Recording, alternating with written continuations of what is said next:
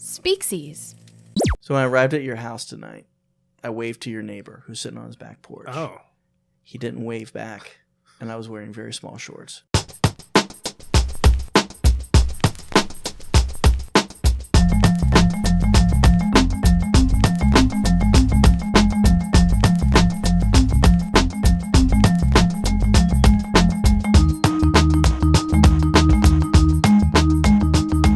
All right, welcome to Origin of Speaksies. This is Scott. I'm here with my friend Steve.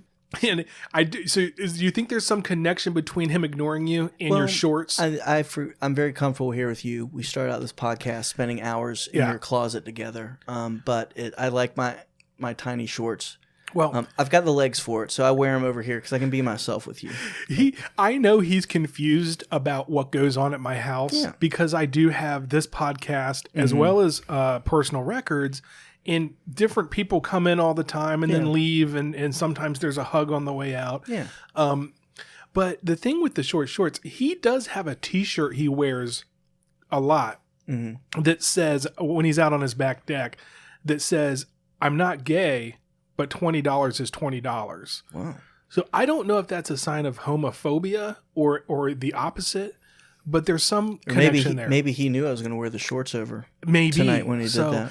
Yeah, it's the whole waving at your neighbor thing is interesting. I tend to be the bad neighbor that sort of ignores that I even have a neighbor unless I need to. But and that's my preferred way. But we kind of made eye contact, and as I got out of the car, I'm wearing a golf shirt, tiny shorts. I have a leather satchel over my shoulder. And I'm holding a sandwich bag with 2 chocolate chip cookies in it.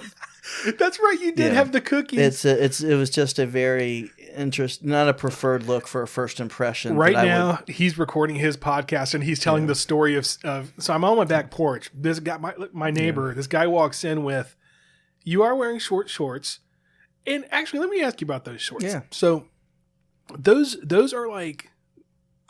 They are like, where do you wear those? So these are, I'll plug someone who won't, well, hopefully will give us money for that. Yeah. It's Chubby's brand. Oh, Chubby's, shorts, that's right. Chubbyshorts.com, which I ripped off. It's the new style. I totally ripped off this look from somebody else another obnoxious person that would wear these. No, and I saw them before I went on vacation. I'm like, I got to get that because I missed out on living in the early 80s. Right. The short dad, I've got the legs for it.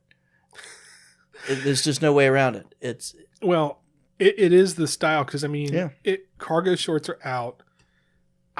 So we talk about being old and stuff. Mm-hmm. I really don't care anymore about fashion at all. Like I ever really did. Right. But I don't mind. Like I will wear sweatpants now. We've had this whole talk about sweatpants, but I'll wear socks and sandals.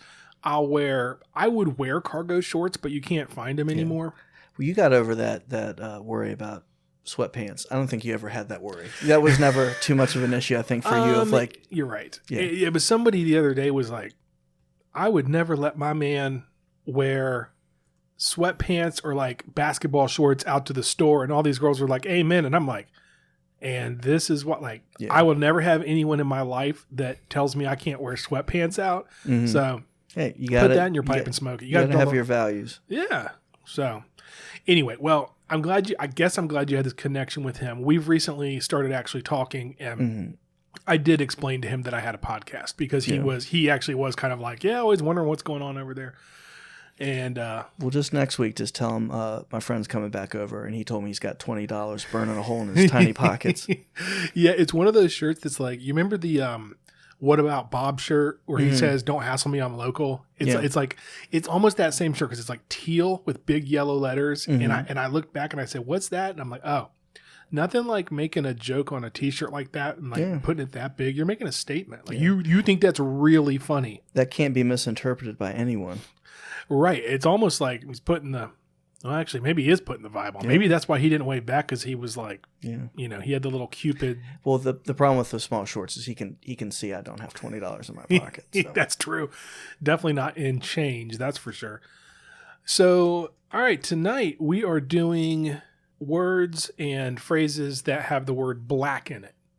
So we've done pot calling the kettle black. Mm-hmm.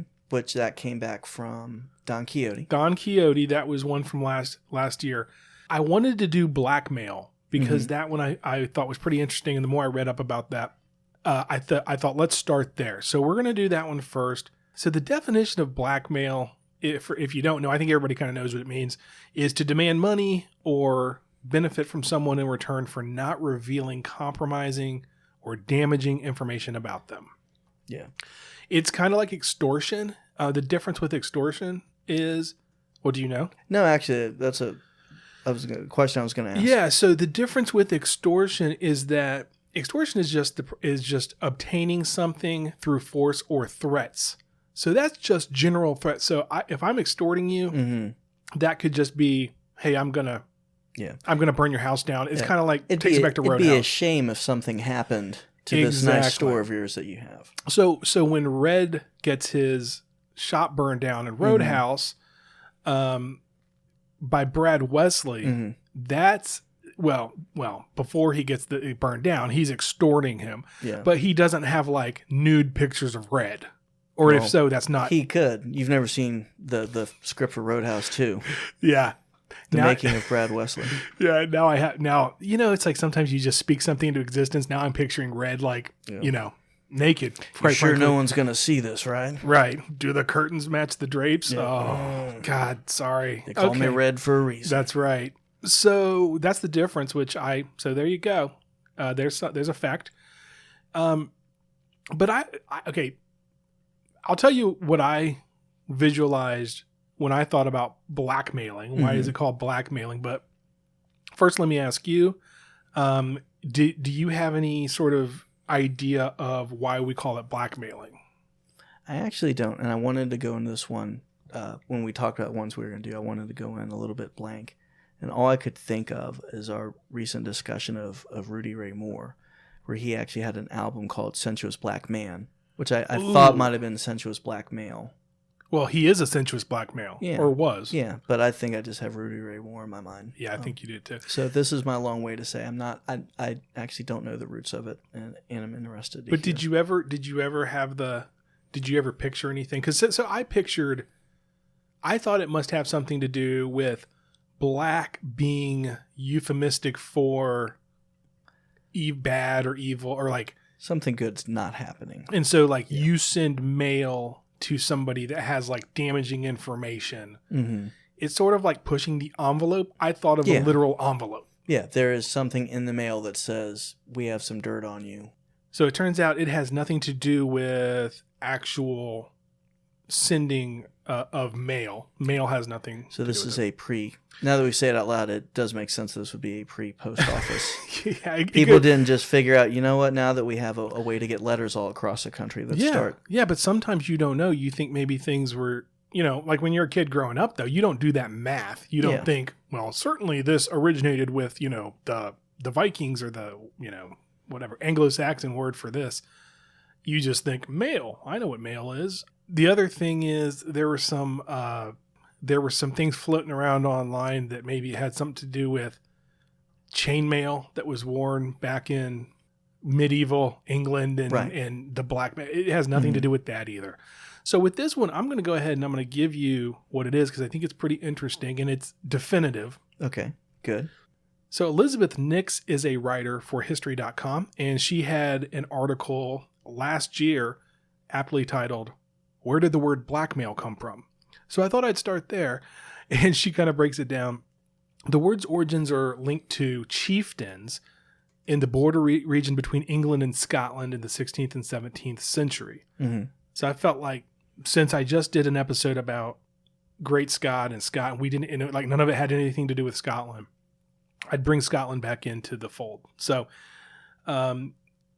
what they would do is the chieftains would order the landowners to pay them in order to not be pillaged, basically. So in a way, this is more like the way that we use extortion now instead of blackmail, but this is where it came from. The word mail meant tribute or rent. Okay. So it came from an old Scandinavian word, mal, meaning agreement. Okay. Or rent is another, what's the word? Rent is another translation of that old word mal. Okay. But then I thought, mal, I think of Spanish for bad. And I'm like, that's probably a better description because this was kind of a bad agreement. But why did they call it black? So black was used because it was a play on the phrase white money, which had nothing to do with white people. This has nothing to do with white or black, ethnicity wise. That was the slang term for coin that was paid to farmers legitimately paying their rent. I don't know why this episode isn't going to go on the origin of white money, but that's what that was called. You paid your white money, which was basically your taxes. So it's up front, it's over the table, it's clear, it's a tax, it's legitimate. Right. So now you got to pay the black tax, essentially, if you will, or the black rent, the bad rent. So the opposite of so essentially the illegitimate rent that I have to pay is blackmail. So this custom, so then on Etymology Online, I found essentially the same thing. It would come from what they called freebooting clan chieftains, and they ran a racket. I mean, we see this throughout history, all the way through the mob sort of shit, so shake down, stuff like that. But this went on in Scotland and Northern England all the way until the mid 18th century. Okay. And all the way into 1826, by that time, the sense of this word blackmail meant essentially extortion by any means, intimidation, threat of exposure. So that's where kind of the way we use it today comes in, or scandal. And you'll see, I'm going to take us through a few interesting historical instances of blackmail here. And you'll see that it's used more in the thing like, I've got something on you. So the term blackmail doesn't appear. So we talk about a classical dictionary of vulgar tongue a lot, and you would think this would be in that back in 1796. It was not. The first time we see it show up in any sort of dictionary is in the Dictionary of Americanisms by Russell Bartlett. So even though this has roots back in Scottish and English chieftains, the way we use it now the first time that came up was in 1848. And he defines blackmail as formerly money paid to men allied with robbers to be protected by them from being robbed. It says in the United States, it means money extorted for persons under the threat of exposure in print for an alleged offense or defect. Okay. So this in 1848, it by that point had its present day meaning. We're not exactly... And it almost sounds like too that's kind of a extortionist extorting extortionist. It's almost in this context, it almost sounds like a kind of criminal versus criminal sort of crime. And it does tend to work that way. And so when you look at historical instances of blackmail, a couple things I sort of picked up on. One being sort of what you said, which is a lot of times it's like one bad turn deserves another, and I got this on you and you've got this on me. And the other thing is that it doesn't work out well most of the time. Like it usually blows up. Before I get to mine, are there any, do you like when you think of blackmail scandals, is there anything that comes up for you? The thing that keeps popping up in my mind is actually one of my favorite Monty Python sketches where they have a TV show called Blackmail, where it's almost like a game show going on as you see blackmail scams go on, and footage is shown of people until the phone rings, and they say how long they can push it till someone calls in to end what's about to happen. And it's also implied that the host's father was one of the people that they were trying to bribe. Nice. So good Monty Python laughter there. But other than that, I'm drawing actually a little bit of a blank right now. Drawing a blank? Yep. That comes up a lot. We should do that one. But it also, you say TV, it is a TV trope. So I was looking at this.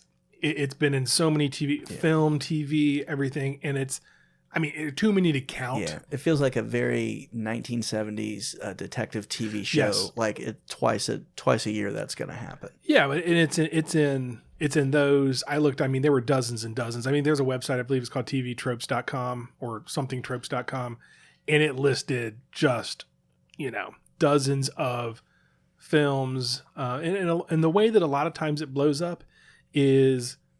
And you could probably off the top of your head just think of 3 shows you just saw that have this, which is I'm blackmailing this person to do what I want, or maybe I'm like holding somebody hostage. So it's kind of like that too. And I'm going to do this thing. I'm going to release this thing. I've got this sort of Damocles deal. Mm-hmm. And then you find out the person doesn't care. Yeah.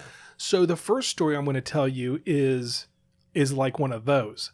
So in this comes from bustle.com. J.R. Thorpe wrote this piece. And in 19th century England, there was a courtesan by the name of Harriet Wilson. Now, courtesan is a term that I really didn't know what it was, and I looked it up, and basically, like, kind of like a high-class hooker is the way that I'll put it.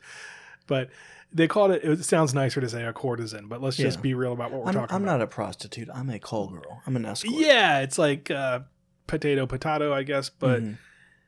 But what she did was, so Harriet Wilson kept meticulous records, sort of like Heidi Fleiss style, and then blackmailed her customers later. So, I mean, honestly, like... It's a smart move. It's a smart move because you're only going to get so rich by selling yourself, and there's probably going to be an expiration date on that, too. Yeah, well, it's also a way, too, I think, in that position to protect yourself, too.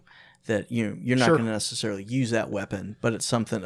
an arrow to keep in your quiver in case something does go against you. You have some leverage. Absolutely, and it's like the mutually assured destruction thing, and that goes back to what you were talking about earlier. That I've got this on you, you've got this on me. Yeah, and but the problem becomes when the one person says, "I don't care," and that's one of the way a lot of blackmailing has blown up in the past. Actually, I saw one. This just as an aside, I was looking at blackmailing gone bad or something, and there was one of Jaromir Jagr, if I'm saying his name right, the hockey player, where this woman took a selfie of herself and Jagr, like post-coital. Yeah. And it's like a selfie, and she tried to blackmail him.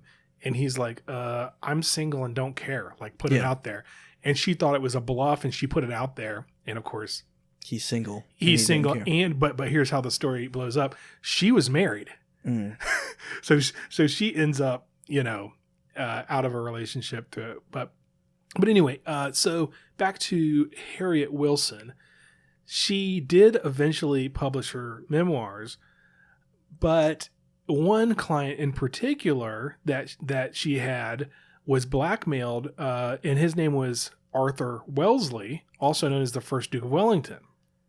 Very interesting you bring that up. So I've recently been working with Robert Banquet, host of a new Speakeasy podcast, True Facts with Robert Banquet, and that is actually his first show is going to be on Arthur Wellesley, the Duke of Wellington. That's crazy. So yeah, so he, I want to hear more about this, and I'm wondering if this will be a part of it, because this was, I don't want to say a big part of his life, but it was a known thing that happened was she essentially said, hey, you're going to be in my memoirs, or pay up. And he had a famous response, which was, quote, publish and be damned, !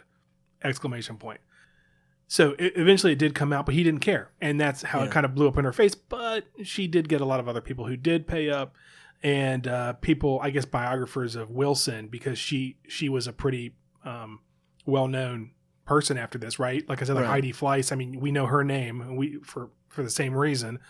But her memoirs were clearly altered. So she took out the people that paid up, and the rest, she told on them. So the Duke of Wellington wasn't the only Duke to get blackmailed. Duke of York had his own problems, very similar. So Mary Ann Clark was born in 1776. She was of humble origin and was married at age 18. So she wasn't a courtesan. She was... Not yet. Okay. Not yet. So she married this guy who was a stonemason, and then when she found out that he had no money, was bankrupt, she left him, and she became a courtesan. So she had a bunch of clients in London, and eventually caught the eye of Frederick, the Duke of York. And the reason I'm telling this one is because it has a twist to it, which is he was in charge of the British Army, and I guess he was known as the commander-in-chief. And so she was another smart one, where she snagged this guy, she used his money, she would throw these lavish parties, but then she also had a little side business, which was she would take bribes from officers who wanted promotion, since she had the ear of Frederick. So, they'd come to her and she'd put the word into Frederick and he'd promote the person and she's getting paid through that. Finally, he gets sick of it. It kind of wises up and dumps her. Once that happens, that's when she begins to blackmail him. So she's like, how can I milk this guy for even more? And she says, I'm going to publish all your love letters unless you pay me this annuity. And he's like, he's a little different than, so the Duke of, so this is two dukes with two completely different reactions. And you see the contrast. So the Duke of Wellington said, publish and be damned, or is that the right one? Yeah. Publish and be damned. Mm-hmm. The Duke of York's like, oh, well, hold up. How much do you want? Because I don't want this going public. Yeah.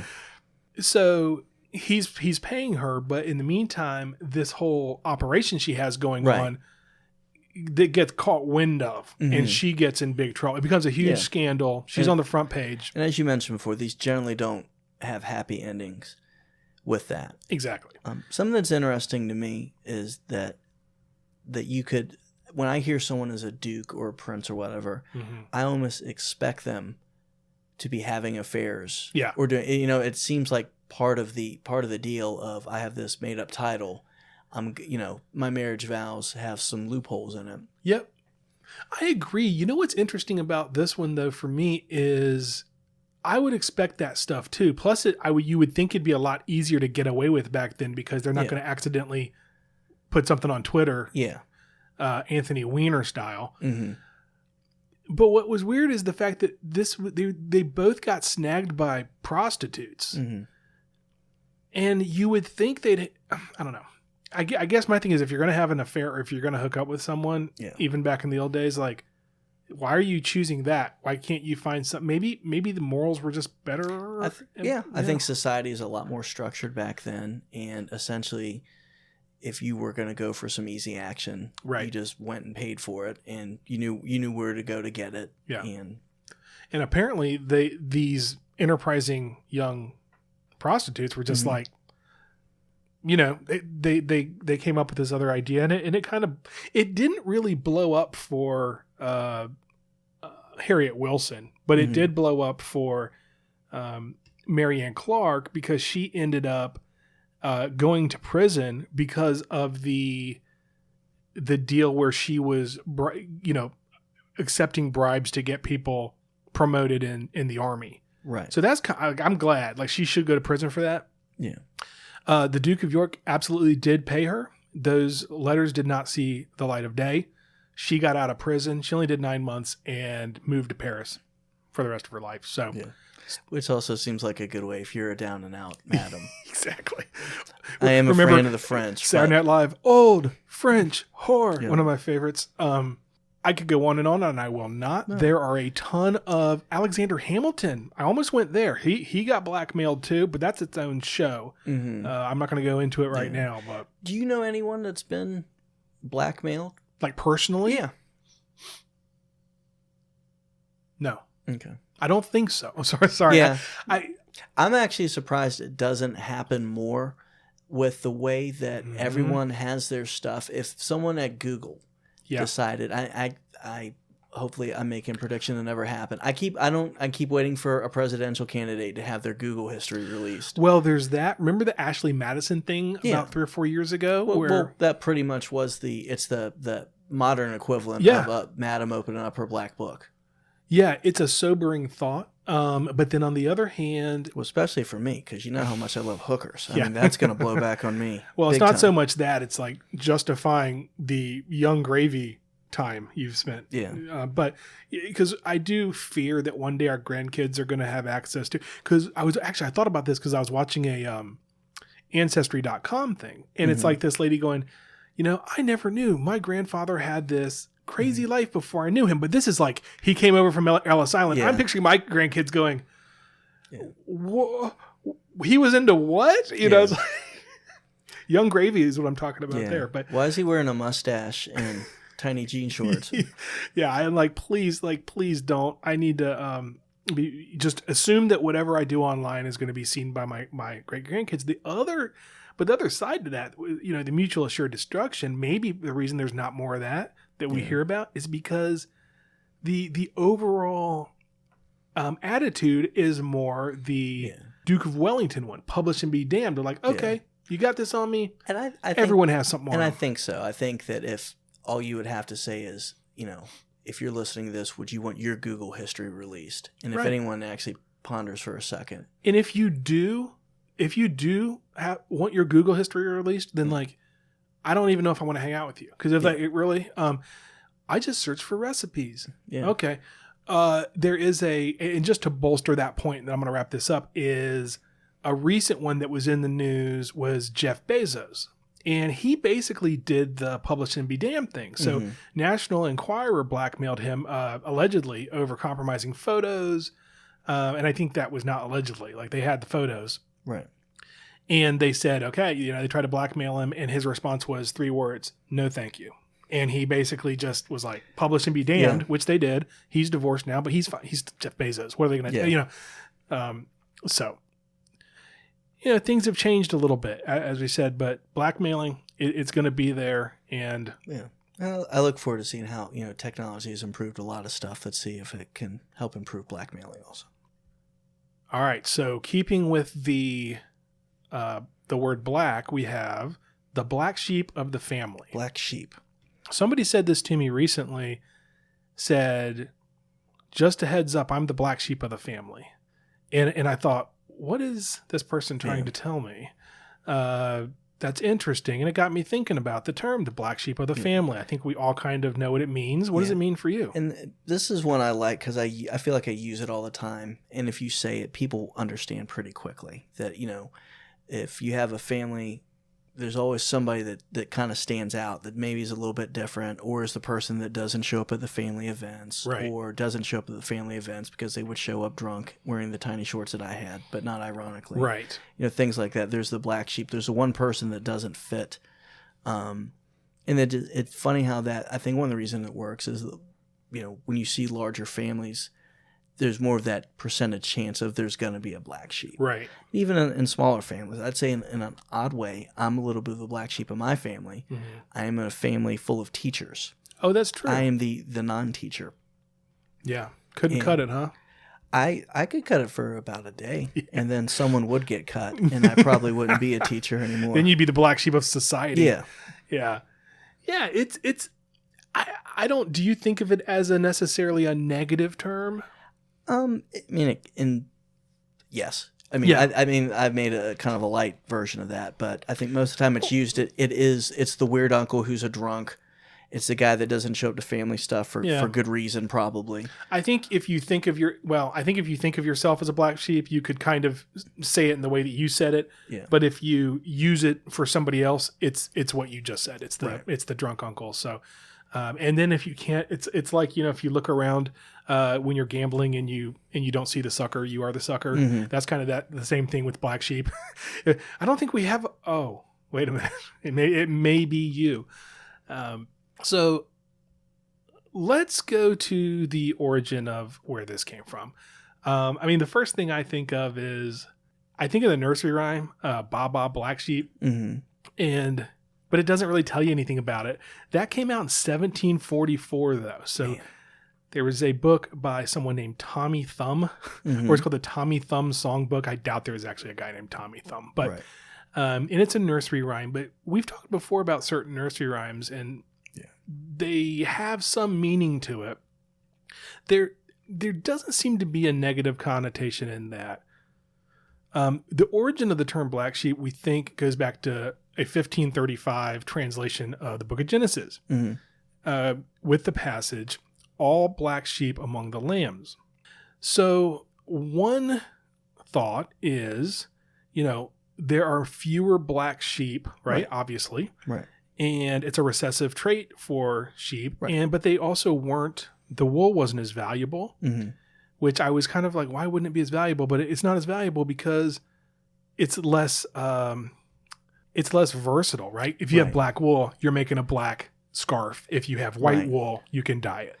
Right. And I think it's almost, it's like one of those ones when you hear it, it just makes sense. Especially, most time you see sheep, they have light colored wool.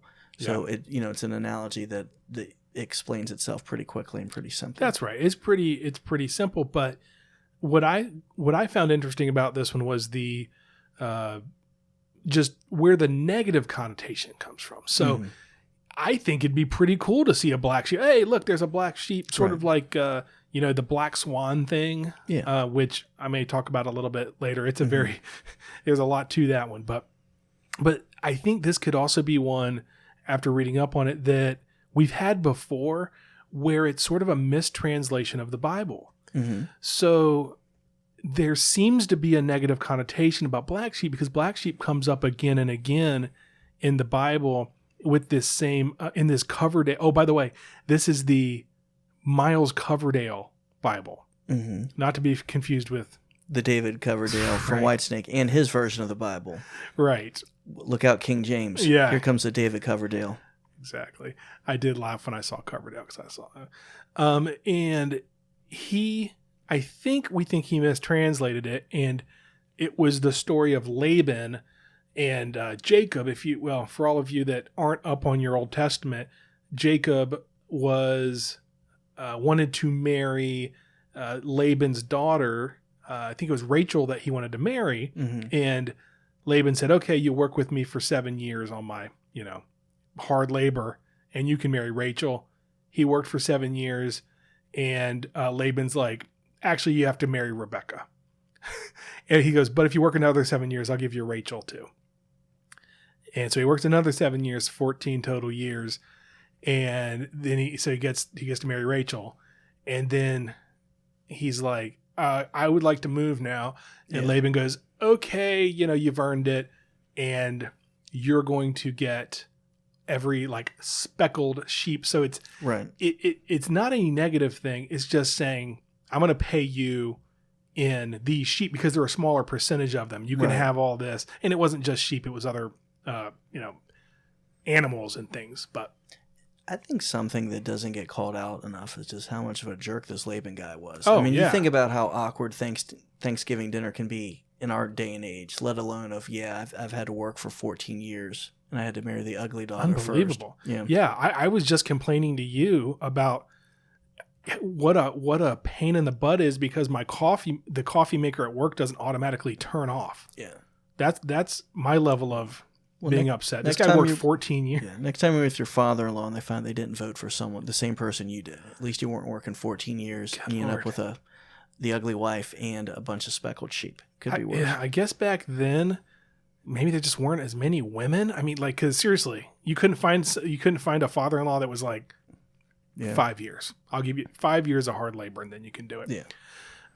Okay. So anyway, this 1535 Coverdale version, what came from a German translation, and we just it came out as black sheep. So earlier versions, like the Wycliffe version, said speckled sheep, and it didn't, and that doesn't have a negative connotation. So black, in the way it was used, did have a negative connotation, and that's the way that it was translated. And I'm probably jumbling this up a little bit, but hopefully you get the point. Yeah. From phrases.org/UK. They mention that actually in England, black sheep were known as good omens, just like black cats. So even though now we think of black cats as being bad omens, they were thought of as good fortune. If you saw a black sheep or you saw a black cat, that was the case until the 19th century. And we have that on record, which in the folklore record, 1878, they say we speak figuratively of the one black sheep that is the cause of sorrow in the family, but in reality it is regarded by the Sussex shepherd as an omen of good luck to his flock. Yeah. So just to wrap up sort of the origin, it comes from the Bible, a potential mistranslation from a German version of the Bible, but gets picked up because it's used so many times in the Bible as something that's negative. And over the years, it turns into something where you think of the black sheep of the family being, in a large family, the one person who doesn't quite get along. And I think we've had a lot of those. So when I think about that, I think about politics. Can you think of any, Steve, that you might say was a black sheep? Maybe not in your personal life, but... Yeah. I think that we've gone through that. I actually am the black sheep in my family now that I've said out loud. Yeah. When I think of black sheeps of family, I think of actually... Jimmy Carter's brother, Billy Carter. and it also makes me think of one of my favorite all-time Onion articles about Barack Obama's hillbilly half-brother, Cooter Obama. Cooter, yeah. Which is one of those just great Onion articles where it's sometimes they do a really good job of it has nothing to do with anyone's political persuasion. It's just something very silly. Right. And Cooter Obama, who also mistook John Kerry for an outhouse, is maybe my favorite, one of my favorite, like top 5 Onion articles. But it's better when you see it. Oh, because the visual is wonderful. I don't know if we can make that the cover of the thing. Probably not. I don't think we will. But it's good. And I will give the Onion credit too for I would feel like we're in a pretty partisan time in the United States right now. But if you get a chance to watch read the articles about the Trump boys. Oh, those are and their misadventures in the White House are those are probably the best recent like the recurring thing of. You know, it's always like some sort of like bizarro Hardy Boys thing where they're a lot more hair gel. Yeah, definitely. So the first person I thought of was Roger Clinton. Okay. So I think younger listeners may not know that name, but he made a lot of news as the younger half brother of former President Bill Clinton. One of the things I found funny was that he had the code name Headache by the Secret Service, because they had to control his controversial behavior. Mm-hmm. Clinton actually pardoned him. So Roger Clinton had an 85 cocaine possession conviction. It was possession and trafficking. He did serve time in federal prison, but was pardoned by his brother, which, you know what? I'm not mad about that. If I ever get, maybe it's a little bit of abuse of power, but yeah. Well, I'm doing that on my way out. My brother's got, let's give him another chance. Yeah. Well, you got to give it to the Clintons at least. When they abuse power, they abuse it broadly. So it wasn't like they didn't pardon anybody else and only. Really? Yeah. I felt like they have a pretty spotless record there. They're black sheep there. But here's the great part. Roger thanked Bill by getting a DUI in 2001. Like it was like 3 months after he got his pardon. Mm-hmm. So imagine that you're Bill Clinton. You pardon your brother, which is going to get some scrutiny. And then 3 months later, not only was it a DUI, it was his second DUI, and he blew a .237. Wow. So when did Roger Clinton kill himself? Oh, did he? Well, most people did. Oh, right. Yeah. So that was a Vince Foster joke. Okay. I got you. Yeah. But anyway, so then I think of another one, Alice Roosevelt. So I bring her up for 2 reasons. Mm-hmm. She was Teddy Roosevelt's daughter, and she was known as someone called her, and I don't know who to attribute. Oh, okay, Alan Lichtman, who is a president historian at American University. He referred to her as the Paris Hilton of her time, mm-hmm. and maybe this is our cover. So there's a picture of Alice Roosevelt looking quite sassy for whatever the year was, mm-hmm. and I can see it, and so. I included her because of this picture and just the idea that she's got her finger to her mouth and she's wearing this like sassy hat, mm-hmm. and there's like these 2 mustachioed men on either side of her, and mm-hmm. she looks really like she's up to no good. So she was on the front page all the time of mm-hmm. here's what she's up to, and people would ask Teddy Roosevelt like, hey, you got to get a hold of your daughter, man. And he said, I can be president of the United States or I can control Alice. I cannot possibly do both. Yeah. So it tells you all you need to know about Alice Roosevelt. Semi-related, if you get a chance to watch, I believe it's on Netflix currently, there's a great Ken Burns documentary about the Roosevelt family. Oh, cool. Theodore and Franklin. And it is narrated by Peter Coyote. And my wife and I have been stretching out by about a month because we fall asleep about 15 minutes in every night. Yeah, me too. I feel like we're imbibing history, but also being able to go to sleep very quickly. So yes, but then Alice Roosevelt, I remember I thought she was just in a dream, but now looking at pictures of her, I'm remembering her before I go to sleep every night. You aren't the only man. So yeah, there's always the black sheep. They're fun. Now speaking of black sheep and fun, yes, as we've established by our many stories revolving around 7-Eleven, you and I are from the streets. Yes. I think if people meet us, it's pretty obvious. But Black Sheep is also one of the names of one of our favorite Golden Age hip-hop groups. Yes. Black Sheep. Yeah, Black Sheep has aged really well. In my mind, as a 90s rap group, they had, of course, the very famous track, which was The Choice Is Yours. Yeah. Mm-hmm. Which I think made it into, was it in a Kia commercial recently, like with guinea pigs or something like that? I don't know. I don't see any commercials because I don't have cable. You're not missing out. But a great album. Great album. They also had the often overlooked Strobe Light Honey. Yeah. With the refrain, I gotta go, I gotta go, I gotta go. She says, no, this was actually in heavy rotation when we were in college. Oh, it was. And one of our good friend Adam actually visited me at school one time when we were moving out and remembers my other good friend Tom standing in the kitchen for some reason on a shelf and like singing the song and actually working some strobe lights like out of our kitchen. Oh, nice, for that. Nice. But they were good. They were tolerable. I mean, actually, I say tolerable. There are a lot of those rap groups I liked. So I kind of tapped out from the rap stuff for a while in the like early 2000s. And then I'm back now. But well, they had a little bit of, I don't necessarily a problem, but kind of symptomatic back in the end of the golden age, your late 80s, early 90s. Basically, you'd get one album out, but then things would change and evolve and that you would no longer be popular. So they had the one album, A Wolf in Sheep's Clothing, which is a great album. And I actually still listen to some of the songs from that every now and then. But then I couldn't tell you anything else they've done after that, except one thing. And I do have a very true, distinct memory of Black Sheep. Please. So I remember a couple years later, which was probably like mid-90s, like 95, 96, which in pop music, especially hip-hop, is years later. And for some reason, I want to say, I hope I was cruising through channels that I picked up on this and wasn't watching Rhapsody, but you never know. I am from the streets. There's nothing wrong with Rhapsody. They were doing a contest. They're asking high school kids to write an essay, and they would come to like their high school. Wait, Black Sheep was? Yeah. Okay. Or BET was? BET was asking kids to write, but the prize of it was Black Sheep would come to your high school. And I remember seeing like the guys in Black Sheep like in the promo, and you've seen a hostage video before. They did not want to be there. They did not want to be there, and it was probably that moment when they go, I think this thing has ended, and we need to maybe they need to start blackmailing some people at that point. Yeah, really. So good stuff. I like Black Sheep, and Black Sheep and the family make things way more fun.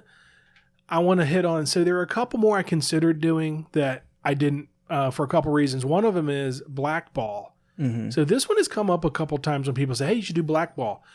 And, it's just such a simple, easy story. There's not like a big, history lesson behind it. Do you know what getting blackballed means and like where it came from? I don't know where it came from, but I do mean when you're blackballed, you're basically you're marked. You're not going to be allowed to be part of something anymore. You've been blackballed. You've been blacklisted. You're shut out. And I feel like it comes up a lot in sports. Like people talk recently about Colin Kaepernick getting blackballed. Jose Canseco famously said he was blackballed. I think sometimes it's just an excuse for like people use it when like nobody wants you. Like if you're good at sports, you would be hired. Something about Kaepernick that I think gets lost, and I don't know if this. I think it actually reflects well on him in a very crafty way. Mm-hmm. The false memory now is this guy gave up his career to make a stance. He was going to get cut from his team and basically took a Hail Mary, and it paid off for him. He's got some career where Nike somehow giving him money for telling him not to use Betsy Ross shoes. He's looked at now as like a hero. But the true history of it was that his career was done, and this was his final shot of relevancy, and it paid off for him. Well, and so you this is exactly what I'm talking about. That he's using being blackballed. I mean, in fact, he's sued the NFL. Right. And got a payoff from it. Got a payoff. Well, he had Mark Geragos as his attorney. He generally gets the payoff. But then you had Jose Canseco's the other one that just pops to mind. And it's like, he wasn't good at that point either. I remember him talking about being blackballed and nobody wanted him. It's like, no, dude, one thing we know about sports, it doesn't matter what you do really at all. as long as, Adrian Peterson,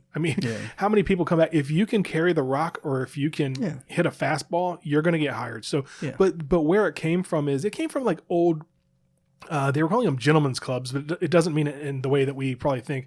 It's like the Masons and like actual clubs they used to have back Skull then. And Bones. Skull and Bones. The way that they would vote in new members would be that you would have each voting member would have a black ball and a white ball. And you would pass around the, I guess, bag or can or whatever you had. And you would be able to see that the person voted because they would hold it down here and they dropped their ball in, but you wouldn't see what they dropped in. So if I want to be a member of whatever and, whatever the, you got to get either unanimous or X amount percentage of white balls, you'd get in. All of a sudden this got dirty only just because you laughed. Right. So so if you got blackballed, you didn't get into the club. How much is that even reasonable now? Like, I don't know. I'm trying to think of clubs you can join. That's even a possibility. I guess there's certain country clubs that, will, but I think they get around it now by having the exorbitant prices. That's what I was going to say. That's the way you do it now, I guess. Or you have to have a member, X amount of members recommend you. But even then, there's, what do they call it? Disparate impact. So something that I've learned from being in finance and knowing that, hey, you can have this rule, but if it disparately impacts groups or whatever, you got to take a look at that. So, and also too, people generally, I don't run into this too much. I've kind of given up on trying to join certain clubs. So maybe there is a chance. I don't think I've had a chance to get blackballed because I've kind of taken myself out of it. But I can't think of any other circumstances where you would be kind of put in a position to receive a black ball. No, but what came to mind, and I did research, and I must not be remembering this correctly. I thought there was a Seinfeld episode about this where Morty Seinfeld was blackballed from, and like they did one of these votes, but I did the research, and I think it was when Morty got impeached. Do you remember that one? I do. It was like one of my favorite episodes. I think it's called The Cadillac. The one where Jerry buys him the Cadillac, and then the guy running against him is like, Morty thinks he's better than us, and they end up impeaching him, and he's trying to get the vote. Anyway, I don't need to recap the whole thing. I thought there was a blackball part in that, but I don't think there is. Yeah. I just wanted to talk about Seinfeld. But it's close to that. He was impeached. He was a little bit more formal. I think there's ways if people don't want you somewhere and enough people get together, they're going to find a way. I think maybe if anything, blackballing made it a little bit more easier and efficient to do. Yeah. So the last one that I thought about doing, but for the opposite reason, so that's, you can talk about blackball in 5 minutes. So that's not really a topic for the show, but Black Swan, on the other hand, was one I thought about, but that's almost got too much because there's the Black Swan theory. There's Karl Popper and his philosophy about what's it called? You've got to be able to for disprove a theory to make it valid, and this stuff is so over my head. Like I took philosophy in college, and that's one of those things. I've had a few moments in my life where I go, oh, I'm not as smart as I thought. Right. That was the first one. I have that discussion with myself many times. I think I've kind of realized that I'm smart enough to know how not smart I am. That I almost wish sometimes I was a little bit dumber. Well, it's funny you say that because the smart enough to know how not smart you are is kind of like saying it's an unknown unknown, which was a quote by Donald Rumsfeld that he was mocked for when they were talking. But it's actually part of this whole Black Swan theory, which is, all right, so I'm going to talk about Black Swan for a minute. And I'm not looking at notes. This is just, I read some stuff. So there's an economic theory about Black Swan. And what that is to say, you can't predict. A guy wrote a book about it. You can Google it. And his whole thing was like basing economic theory on past results and thinking what's going to happen. I mean, there's like heavy analytics and things. Right. Is folly because there's the Black Swan, meaning that no matter what, there is something that could come Right. And blow things up that you will not see. You're unable to know. Right. We thought there were only white swans until there weren't, until it was observed there was a black swan. And then Karl Popper would say, well, that's how you can prove the theory that all swans are white, because it can be disproved or something, which still doesn't quite make sense to me. Yeah. None of this does. And I'm sure I'm confusing everybody, but I think it goes along with the idea, and I'm going to misstate something on my side now about economic theory, that sometimes is based on people making logical decisions for logical reasons. And that's just not how human nature works. Right. And I think it's kind of related to the black swan. If you're thinking based on what you know, you're forgetting that people don't use reason and logic. Right.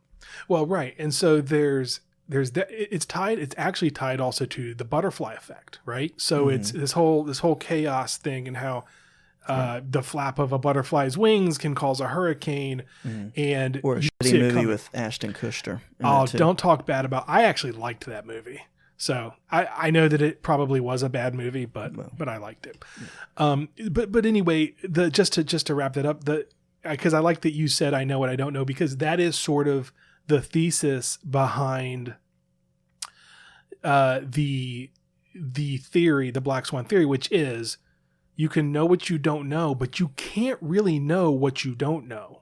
You can't, the unknown. For instance, how did your neighbor know I was going to show up in tiny shorts tonight? Maybe he did, maybe he didn't. Yeah. It was an unknown. It was. This is Steve with Origin of Speaksies. Thank you very much for listening to our show today. We appreciate the support and encouragement we get from you guys on social media. Another way you guys can support us is with your 5-star reviews and positive ratings. They're greatly appreciated. With that, any inappropriate sexual comments about Scott are not just encouraged, they're preferred. So go ahead and just work it out there online. Nothing bad can happen from writing bad things on the internet. Also, feel free to check out some of our other podcasts under the Speaksies banner. We have Personal Records, in which every week Scott interviews a guest about an album and music that means a lot to them. And also True Facts with Robert Banquette, our friend Robert Banquette out of Montgomery, Alabama. I heard someone liken it to a combination between a history documentary and Spinal Tap. I think it's actually a pretty good observation. So thank you again for listening, and have a great day. Getting the boys to go outside. Getting the boys to not go outside.